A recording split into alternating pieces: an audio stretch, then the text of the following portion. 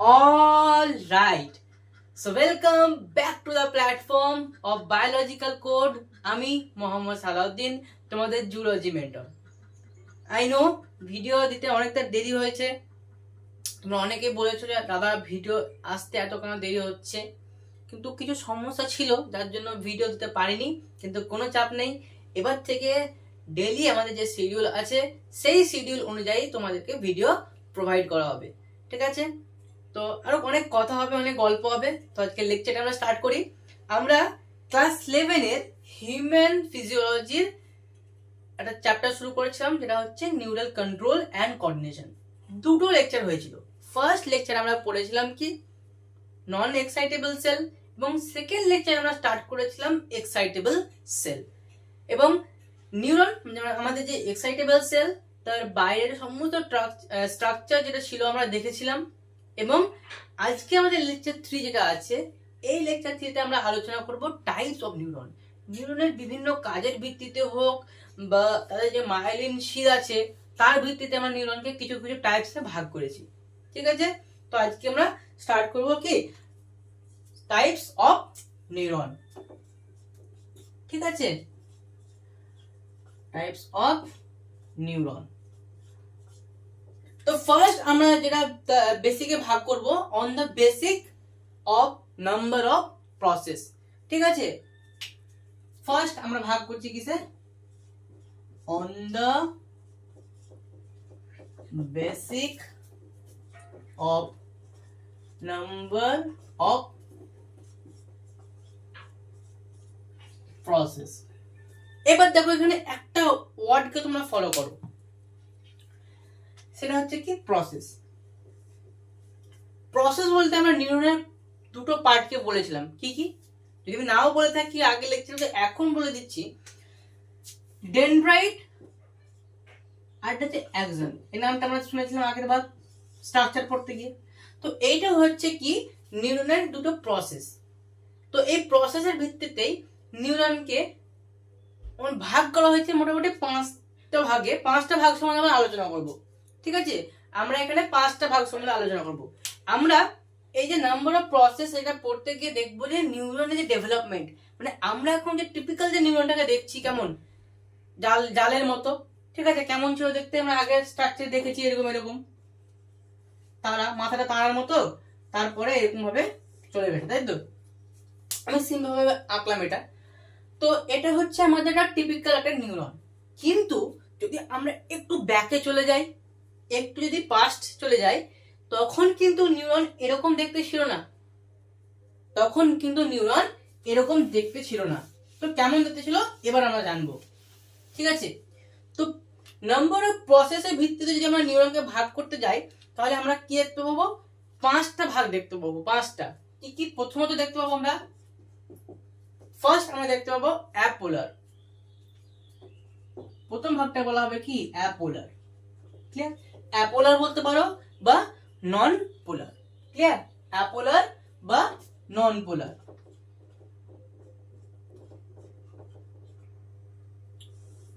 তারপরে হবে কি ইউনিপোলার, এরপরে হবে ইউনিপোলার। দেখো অ্যাপোলার মানে কি, এখানে কোন প্রসেস মানে যে ডেনড্রাইটস এবং অ্যাক্সন যেটা প্রসেস যেটা নিউরনের, এটা থাকবে না, ক্লিয়ার? তার জন্য বলা হচ্ছে কি নন পোলার। ইউনিপোলার মানে যে কোনো একটা থাকবে, যে কোনো একটা থাকবে। তারপরে আসছে কি বাইপোলার। ফার্স্ট আমরা এই তিনটে সম্বন্ধে আলোচনা করি, apolar, unipolar and bipolar, clear? Bipolar মানে এখানে কি থাকবে? ডেনড্রাইট এবং অ্যাকশন যেটা দুটোই প্রেজেন্ট থাকবে, ক্লিয়ার? তো ফার্স্ট যখন আমাদের নিউরন যেটা অ্যাপোলার, এর ক্ষেত্রে কি তাহলে আমাদের বা নন পোলার, তাহলে ডেনড্রাইট থাকবে না ক্রস, এবং তার সঙ্গে সঙ্গে অ্যাকশনও থাকবে না। তাহলে দেখতে কেমন ছিল নিউরনটা? এইরকম ছিল। শুধুমাত্র কি প্রেজেন্ট থাকবে? Only and only sell body present থাকবে, কোনো ডেনড্রাইট বা কোনো অ্যাকশন প্রেজেন্ট থাকবে না, ক্লিয়ার? শুধুমাত্র কি প্রেজেন্ট থাকবে? এটা কি হচ্ছে? এটা হচ্ছে আমাদের নিউরনের সেল বডি। এবং প্রথম যখন নিউরন তৈরি হয়েছিল, মানে অ্যাপিয়ার হয়েছিল কোন ফাইলামের মধ্যে, তার নাম হচ্ছে সিলেন্ট্রেটা। সিলেন্ট্রেটা ফাইলামের মধ্যে প্রথম নিউরনের অ্যাপিয়ারেন্স দেখা গেছিল, এবং সেই নিউরনটা কেমন দেখতে ছিল, এরকম। শুধুমাত্র সেই নিউরনের মধ্যে সেল বডি ছিল, কোনো ডেনড্রাইট বা অ্যাক্সন প্রেজেন্ট ছিল না। ঠিক আছে, তাহলে আমরা কার মধ্যে দেখেছিলাম, সিলেন্ট্রেটা, নামটা মনে রাখবা।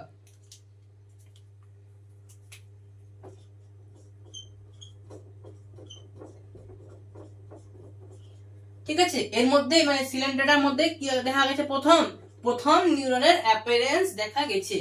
ঠিক আছে, এরপর চলে যাবো আমরা কোথায়, এরপর আমরা যাবো ইউনিপোলার। ইউনিপোলার মানে কি থাকবে, এর মধ্যে শুধুমাত্র অ্যাক্সন প্রেজেন্ট থাকবে, ডেনড্রাইট থাকবে না। তাহলে কি থাকবে, ডেনড্রাইট থাকবে না, অ্যাক্সন থাকবে, এবং একটা অ্যাক্সন থাকবে এখানে।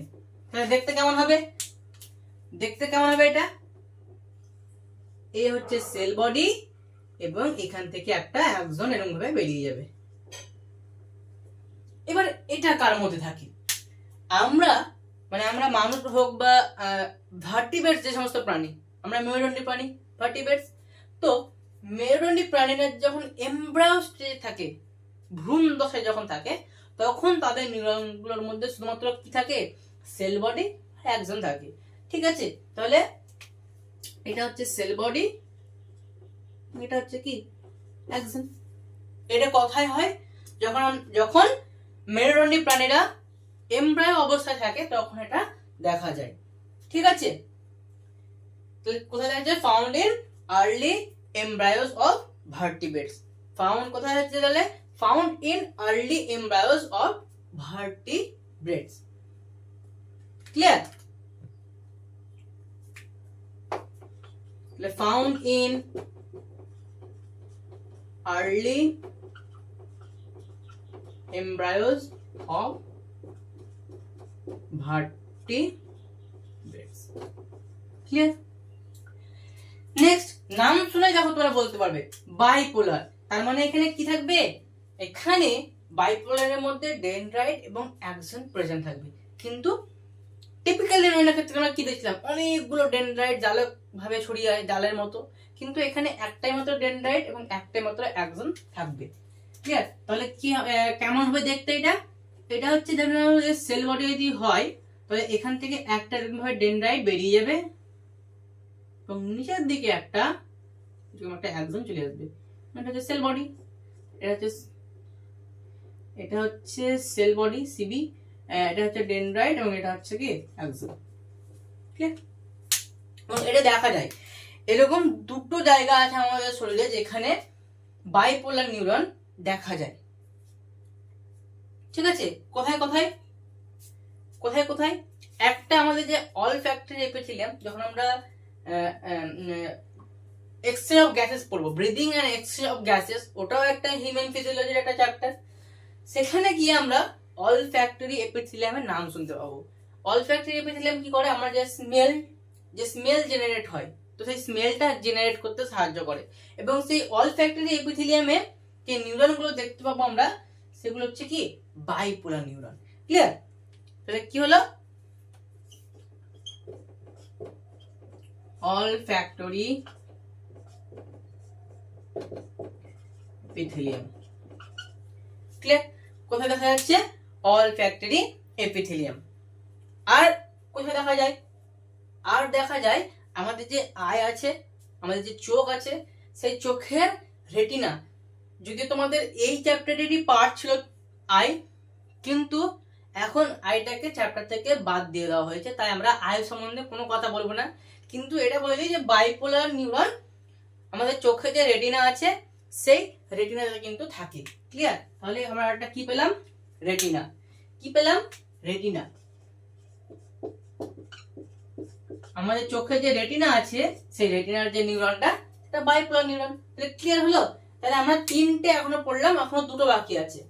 ঠিক আছে, এখনো দুটো বাকি আছে, অ্যাপোলার, ইউনিপোলার, বাইপোলার, নিশ্চয়ই ক্লিয়ার। এবার আছে একটা হচ্ছে সুডোপোলার, আর একটা হচ্ছে কি মাল্টিপোলার। সুডোপোলার বলছি, সুডো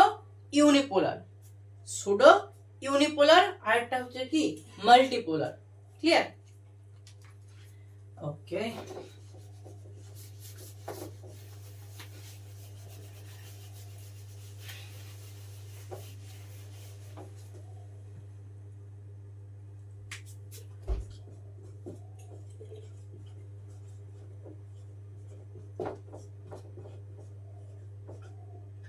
তো দেখো নামের মধ্যে সুডো মানে আমরা কি বলি, ছদ্মবেশী, মানে ফলস বা মিথ্যা।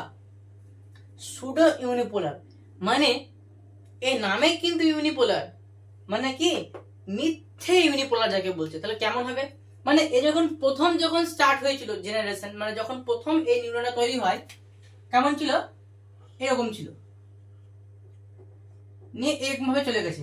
তাহলে দেখে দেখে মনে হচ্ছে কি ইউনিপোলার, মানে এখান থেকে একজন শুধু বেরিয়ে যাবে কি, তাই তো দেখে মনে হচ্ছে কি ইউনিপোলার, কিন্তু এরকমটা হয়নি। একটু গিয়ে এখানে গিয়ে আবার কি হয়েছে, এরকম ভাবে একটা ডেনড্রাইট এবং একটা একজন তৈরি হয়েছে। তাহলে এটা কি হয়ে গেল, এটা কি আর ইউনিপোলার থাকলো, এটা তো বাইপোলার হয়ে গেল। তাহলে এটা তার জন্য এটাকে কি বলা হচ্ছে, সুডো ইউনিপোলার, মানে ছদ্মবেশী বা মিথ্যে ইউনিপোলার। ক্লিয়ার? আমরা ইউনিপোলার শুধু দেখলাম যে একজন থাকছিল, কিন্তু এখানে একজন এবং ডেনড্রাইট দুটোই আছে, তাই একে বলা হচ্ছে মিথ্যে ইউনিপোলার বা ছদ্মবেশী ইউনিপোলার। এবং এটা কোথায় থাকে, এটা থাকছে আমাদের dorsal root ganglia of spinal cord, dorsal root ganglia of spinal cord.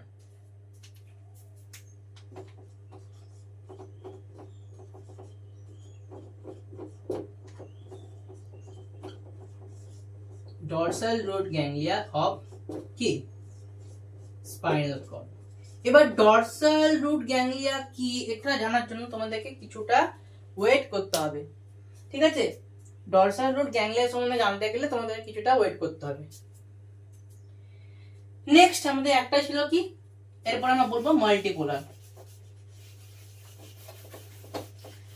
Multipolar বলতে আমরা যে টিপিক্যাল যে নিউরনটাকে দেখে এসেছি আগের লেকচারে, যারা দেখোনি তারা দেখে নিবা।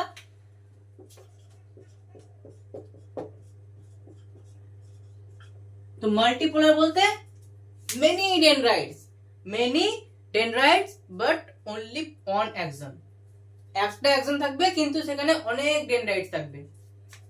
তাহলে কি হচ্ছে, মেনি ডি বাট কি অন axon, many dendrite, D means dendrite, কিন্তু অ্যাক্সন শুধুমাত্র একটাই থাকবে। মানে আমরা আগের লেগে টিপিক্যাল যে নিউরন যেটা হয় সাধারণত, সেটা হচ্ছে কি মাল্টিপোলার নিউরন। এবং বেশিরভাগ ক্ষেত্রে আমাদের মাল্টিপোলার নিউরনটাই শরীরে বেশিরভাগ আছে, শুধু কিছু কিছু জায়গায় কি একটা সিউডো দেখলাম, সিউডো ইউনিপোলার, বাইপোলার কিছু কিছু জায়গায় আছে, ঠিক আছে? এবং আমরা যখন এমব্রায়ো অবস্থা থাকি তখন ইউনিপোলার।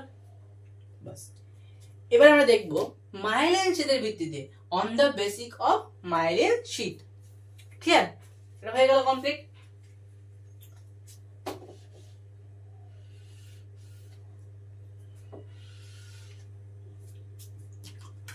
তাহলে 2 নাম্বার আমরা কি দেখবো, অন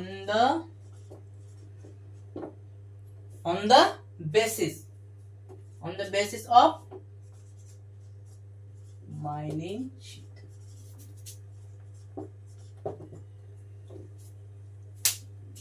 মাইলিন শীতের ভিত্তিতে আমরা দেখবো।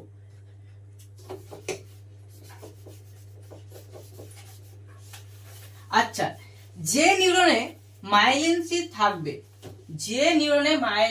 থাকবে, তাদেরকে বলা হবে কি মাইলিনেটেড, নিউরন। আর যেগুলোটাকে থাকবে না তাকে বলা হবে কি নন মাইলিনেটেড, বা আমরা কি বলতে পারি নন মেডুলেটেড। মানে মাইলিনেটেড বা মেডুলেটেড, আর একটা হচ্ছে নন মাইলিনেটেড বা নন মেডুলেটেড। ক্লিয়ার? আচ্ছা, এখান থেকে দুটো ভাগ হচ্ছে আমাদের,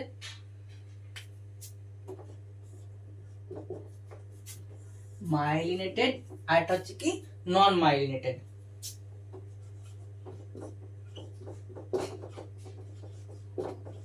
ক্লিয়ার হলো?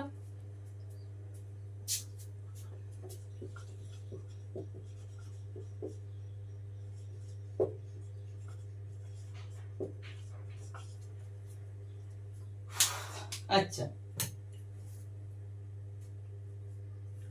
এটা একটা পেপার, ধরে নাও এটা হচ্ছে সোয়ান কোষ। একটা উদাহরণ ধরে নাও এটা হচ্ছে সোয়ান কোষ।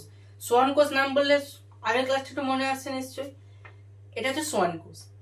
তো যদি এই পেনটা হচ্ছে অ্যাক্সন এবং এটা হচ্ছে সোয়ান কোষ, তো একটা জিনিস মনে রাখবা, মাইলিনেটেড হোক বা নন মাইলিনেটেড হোক, সোয়ান সেল কিন্তু উভয়ের এখানে প্রেজেন্ট থাকবে। তাহলে ফার্স্ট পয়েন্ট আমরা পেলাম যে সোয়ান সেল মাইলিনেটেড নিউরন হোক বা নন মাইলিনেটেড নিউরন হোক, দুজনের ক্ষেত্রেই সোয়ান সেল কিন্তু কমন, সোয়ান সেল থাকবেই প্রত্যেকের ক্ষেত্রে।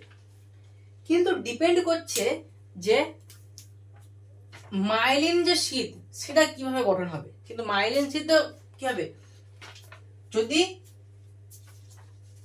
সোয়ান সেলকে অ্যাক্সন যদি পারাপার করে যেতে পারে, মানে এটা হচ্ছে সোয়ান সেল, তো অ্যাক্সন যদি এর মধ্যে কি হতে পারে, ইনারভেটস মিন্স পারাপার, আরপার, এর মধ্যে যদি আরপার বা পারাপার হয়ে চলে যায়, তাহলে কি হবে, তাহলে মাইলিন শীট তৈরি হবে না, মাইলিন শীট তৈরি হবে না। ক্লিয়ার? তাহলে নন মাইলিনেটেড হবে এটা, তার জন্য বলা হচ্ছে কি নন মাইলিনেটেড। তাহলে কেমন হবে এটা,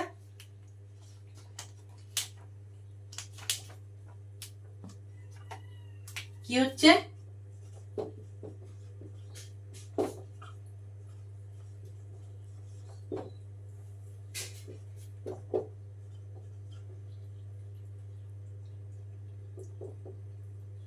অ্যাক্সন ইনারভেট থ্রু কি সোয়ান সেল। যদি সোয়ান সেলের মধ্যে দিয়ে যদি পার হয়ে চলে যায়, এটা সোয়ান সেল, অ্যাক্সন কি করলো এর মধ্যে দিয়ে পার হয়ে চলে যাচ্ছে, তাহলে কি হবে না, মাইলিন শীট তৈরি হবে না, তাহলে নিউরনটা কি হয়ে পড়বে, নন মাইলিনেটেড হয়ে পড়বে। তো এটা কেমন হবে দেখতে, এই দেখো এরকম হবে দেখতে।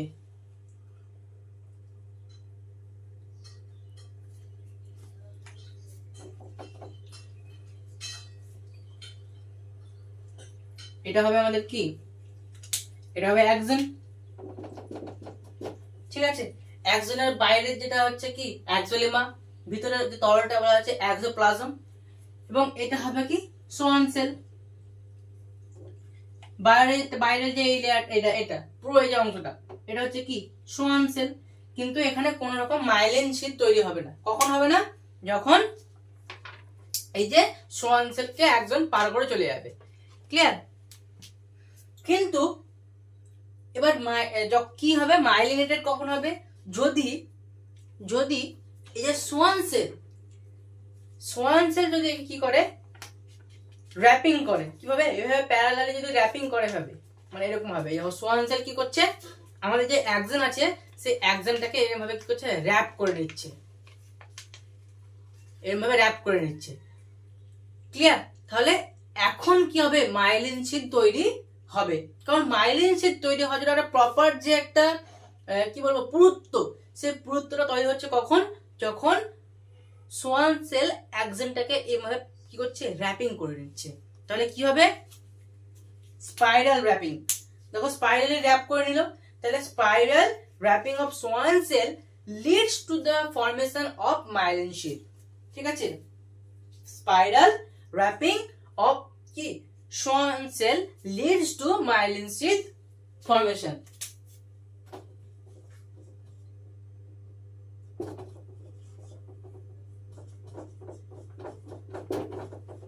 Spiral wrapping of Schwann cell leads to myelin sheath, myelin sheath formation. তাহলে দুটো দেখো ব্যাপারটা বুঝতে পারলা, সোয়ান সেল উভয়খানে প্রেজেন্ট থাকবে, কিন্তু সোয়ান সেলটা কিরকম ভাবে প্রেজেন্ট থাকছে, কেমন ভাবে প্রেজেন্ট থাকছে, সেই প্রেজেন্টের ভিত্তিতে নির্ভর করছে যে ওটা নিউরনটা মাইলিনেটেড হবে না নন মাইলিনেটেড হবে। যদি পার করে চলে যায় তাহলে কি হবে না, মাইলিন শীট তৈরি হবে না। কিন্তু যদি এভাবে র‍্যাপিং করে নেন, র‍্যাপিং যদি করে, অ্যাক্সনটাকে যদি র‍্যাপিং করে সোয়ান সেল, তাহলে কি হবে, মাইলিন শীট তৈরি হবে। ঠিক আছে, এবং এটা কেমন ভাবে অবস্থান করবে দেখো, এই যে এভাবে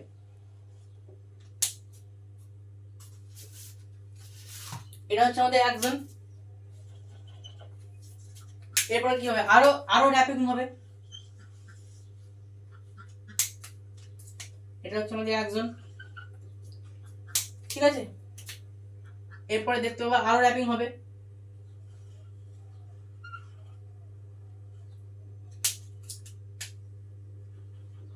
লাস্ট মোমেন্টে গিয়ে দেখবে এরকম ভাবে পুরোপুরি এটা কি করবে, র্যাপ করে নেবে এরকম ভাবে।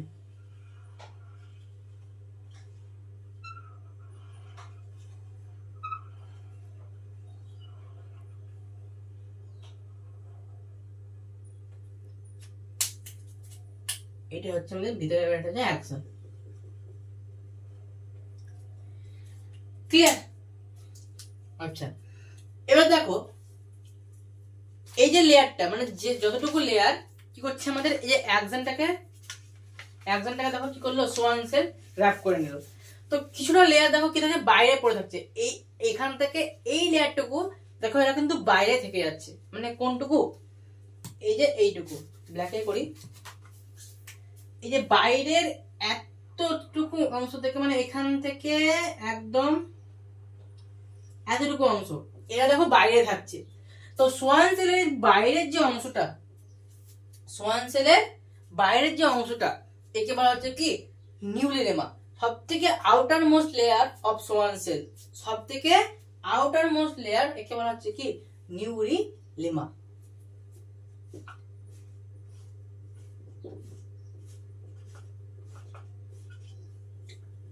এরপরে দেখো এই যে এইখান থেকে এতটুকু অংশ এরা কি গঠন করেছে, এই অংশটুকু, পুরো ভিতরে এতটুকু না, এই অংশটুকু গঠন করেছে কি, মাইলিন শীট।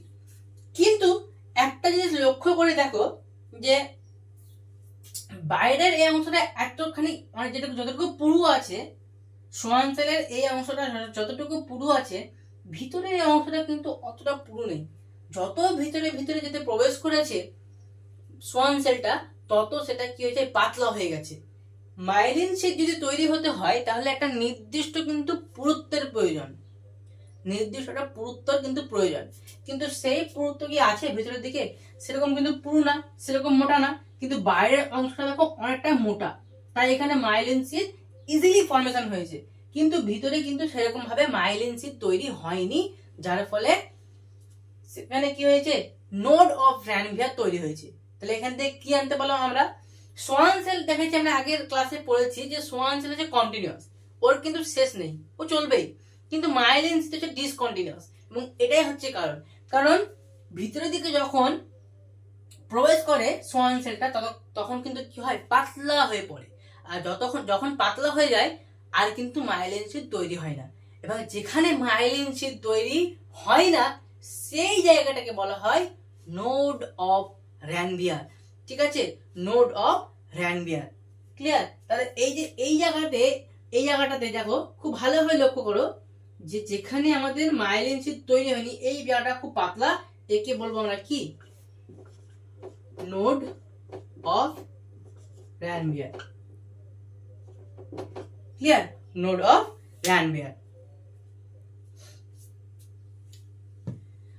তাও যদি কারো বুঝতে প্রবলেম হয় তাহলে ওজোন লেয়ার সম্বন্ধে ভাবো। ওজোন লেয়ার কি করছে, সূর্যের অতি যে বেগুনি রশ্মি সেটা পৃথিবীতে আসতে বাধা দেয়, যার ফলে আমরা স্বাভাবিকভাবে খুব সুন্দরভাবে জীবনযাপন করতে পারি। কারণ সূর্যের ওই অতি বেগুনি রশ্মিটা আমাদের পক্ষে ক্ষতিকারক, আমাদের স্কিন ক্যান্সার হতে পারে, আরো বিভিন্ন রোগ হতে পারে। তো হয়তো আমরা শুনেছি যে, আমরা প্রিভিয়াস ক্লাসে পড়েছি যে ওজোন লেয়ার ধীরে ধীরে ক্ষয় হচ্ছে, সেখানে ছিদ্র বা হোলের সৃষ্টি হচ্ছে। পরিচিত, আমাদের নিজস্ব পলিউশনের জন্য ওজোন লেয়ারে ছিদ্রের সৃষ্টি হচ্ছে।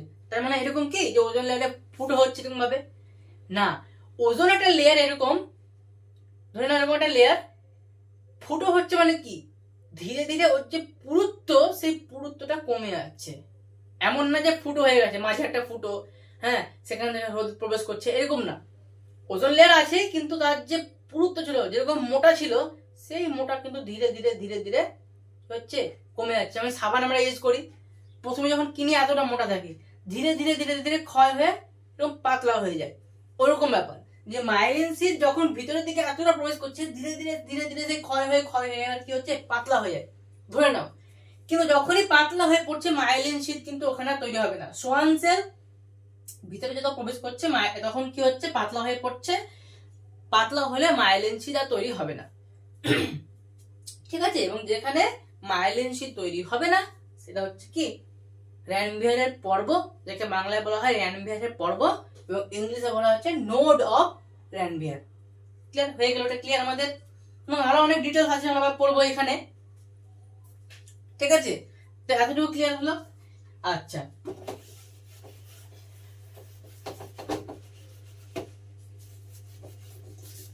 এখানে আরো ডিটেলস দেখো পাবো আমরা। আমরা দেখলাম কি মাইলিনেটেড যেটা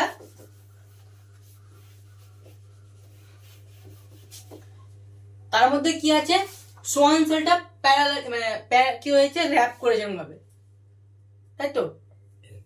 এবার আমরা সেল দেখেছি যে সেলের যে বাইরের যে মেমব্রেনটা সেটা হচ্ছে বায়োলিপিড মেমব্রেন। তাহলে মাইলিন যে শীট যেখানে গঠন হয়েছে, যে মাইলিন শীটটা, এই মাইলিন শীট হচ্ছে কি একদম ফুললি লিপিড লেয়ার পুরোপুরি, কারণ সেল দিয়ে তৈরি হয়েছে। এটা আমাদের সেল দিয়ে তৈরি হয়েছে, এখানে কিন্তু কোন রকম মাইলিন শীট তৈরি হয়নি, তাই নন মাইলিনেটেড। কিন্তু এখানে সোয়ান সেলটা লাস্টে ফর্মেশন করেছে কি মাইলিনেটেড নিউরন। তাই সোয়ান সেল বা সেলের যে মেমব্রেন আছে, সেলের মেমব্রেন গুলো কি হয় বায়োলিপিড লেয়ার, তার মধ্যে তাই জন্য এর মধ্যে কি হয়েছে লিপিড রিচ। তার জন্য কি মাইলিনেটেড নিউরন গুলো হচ্ছে কি লিপিড রিচ লেয়ার, এর মধ্যে কি আছে লিপিড রিচ লেয়ার। এবার লিপিড যদি থাকে তাহলে তার কালারটা কিরকম হবে? লিপিড যদি থাকে এর মধ্যে, লিপিডের কালার কিরকম হবে? হোয়াইটিশ, সাদা হবে। কিন্তু নন মাইলিনেটেড যেহেতু, এর মধ্যে কিন্তু কোন রকম লিপিডের লেয়ার নেই, এর মধ্যে কোন রকম লিপিডের লেয়ার নেই, তাহলে কি থাকছে নো লিপিড। এর মধ্যে কি থাকছে নো লিপিড। তাই এটা কেমন হয়? এটা একটু গ্রেইশ টাইপের হয়, গ্রে কালারের হয়।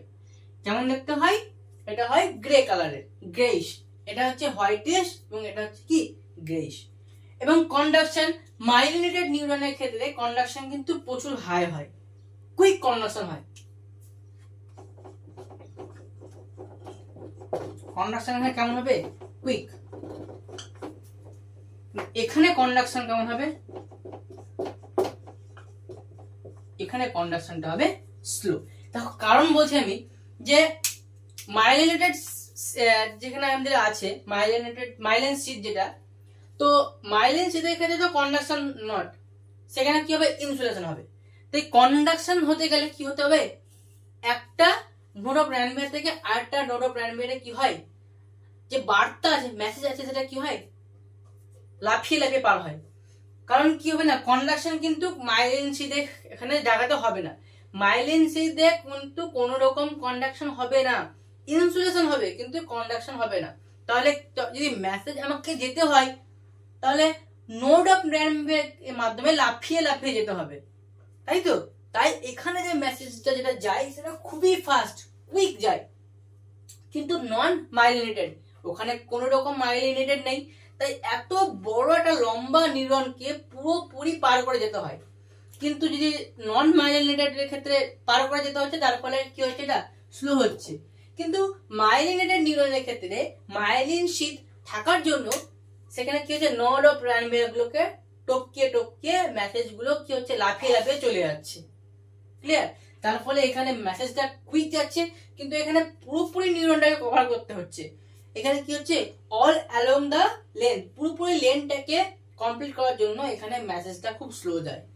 ঠিক আছে, এখানে কন্ডিশনটা কি হচ্ছে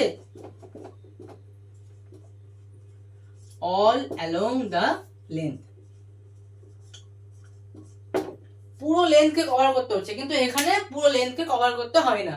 মাইলিন শীট যেখানে আছে সেটা জায়গাটা বাদ, পুরোপুরি বাদ, শুধুমাত্র নোড অফ র্যানভিয়ার গুলোকে লাফিয়ে লাফিয়ে পার করে মেসেজ কি হয় পরবর্তী নিউরনে চলে যায়। বাস এই হয়ে গেল আমাদের কমপ্লিট মাইলিনেটেড এবং নন মাইলিনেটেড পড়লাম। তার সঙ্গে সঙ্গে আমরা প্রসেসের ভিত্তিতে মানে ওই যে ইউনিপোলার অ্যাপোলার পড়লাম। এরপর আমরা নিউরনের কাজের ভিত্তিতে অন দ্য বেসিস অফ ফাংশনের ভিত্তিতে আমরা নিউরনকে ভাগ করব। তাহলে যদি এখন এতদূর পর্যন্ত যদি কোনো প্রবলেম হয় তাহলে অবশ্যই আমাকে কমেন্টে জানাবা, আবার রিপিট করা হবে। আচ্ছা, next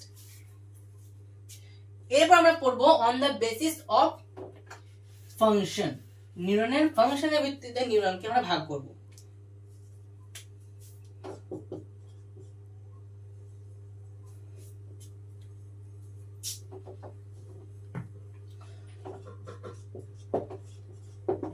basic of function.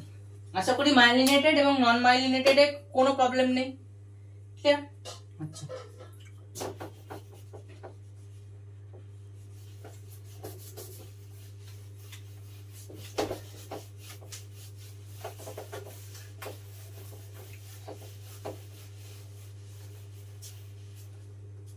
Function. আচ্ছা, বার্তা আমরা এখন বিভিন্ন মানে বারবার একই কথা বলে আসছে, নিউরন কি করছে, মেসেজ ট্রান্সফারে সাহায্য করে, মেসেজ ট্রান্সফারে সাহায্য করে। এবার নিউরন গুলো যে মেসেজ ট্রান্সফার করছে সেটা কিভাবে করছে দেখো। ফার্স্ট, রিসেপ্টর বলে একজন প্রেজেন্ট থাকে। রিসেপ্টর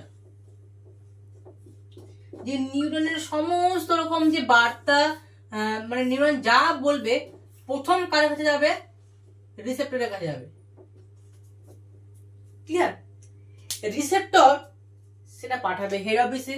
হেড অফিস বলতে আমাদের যে central nervous system, central nervous system means brain এবং আমাদের স্পাইনাল যে কর্ড আছে সেই স্পাইনাল কর্ড মিলে তৈরি হয়েছে কি, সেন্ট্রাল নার্ভাস সিস্টেম। তাহলে রিসেপ্টর প্রথম কি করবে, যে স্টিমুলাস বা মেসেজ, সেই মেসেজগুলোকে গ্রহণ করবে, তারপরে সেটা পাঠাবে কাকে, সিএনএস কে। এরপর সিএনএস সেটাকে অ্যানালাইসিস করবে, হ্যাঁ হ্যাঁ এরকম এরকম কাজ বলছে, ঠিক আছে শুনলাম। সিএনএস এবার ঠিক করবে যে আমি কি করতে দেব ইফেক্টরকে আমি কি করতে দেব। এরপরে সিএনএস মেসেজ পাঠাবে ইফেক্টরকে।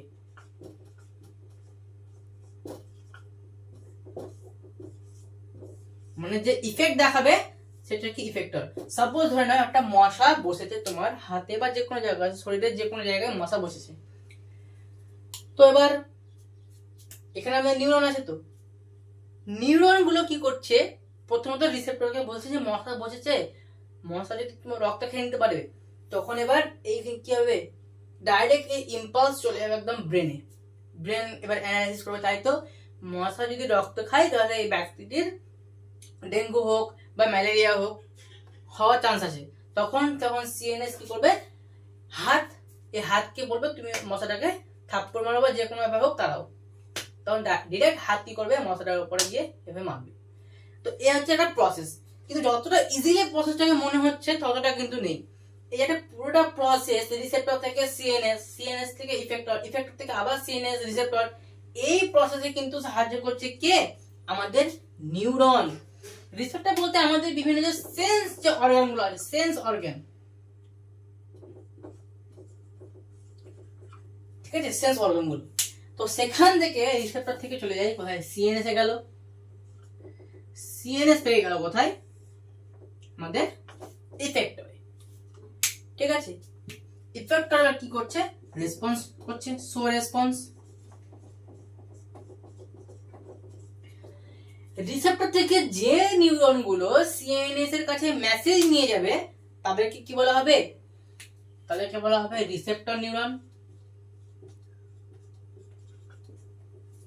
ঠিক আছে, তাদেরকে বলা হবে কি, রিসেপ্টর নিউরন, বা বলা হবে এফারেন্ট নিউরন। কি বলা হবে, এফারেন্ট বলা হবে, এফারেন্ট নিউরন, বা বলা হবে সেন্সরি নিউরন। ক্লিয়ার? সিএনএস এলো, রিসেপ্টর থেকে রিসেপ্টর নিউরন হোক বা এফারেন্ট হোক বা সেন্সরি নিউরন একই না, তো এরা মেসেজ নিয়ে এলো সিএনএস এর কাছে। সিএনএস এবার ইফেক্টরকে যে মেসেজটা পাঠাবে সেটা কিভাবে পাঠাবে, যে নিউরন গুলো নিয়ে যাবে তাদেরকে বলা হবে কি, effector neuron, first name. Clear? বা বলা হয় এদেরকে এফারেন্ট, ওটা হচ্ছে অ্যাফারেন্ট, এটা হচ্ছে কি এফারেন্ট।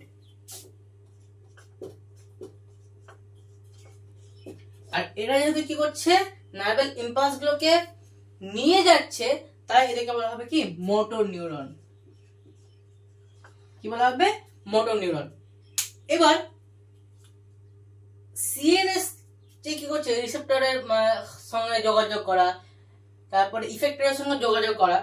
তো এদের মধ্যে যেটা যোগাযোগ ব্যবস্থা গড়ে উঠেছে, এটাতেও অনেক নিউরন সাহায্য করে। এদেরকে বলা হয় ইন্টার নিউরন।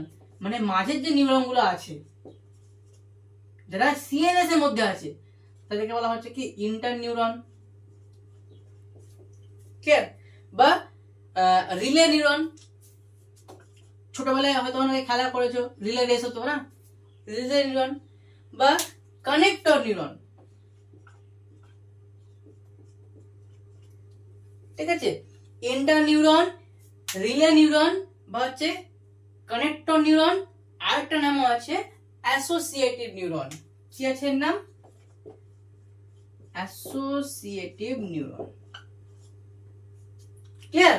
তো এ হচ্ছে প্রসেস। এইভাবেই কি হয়, আমাদের যে নিউরন যে ফাংশন সেটা কি হয়, চলে।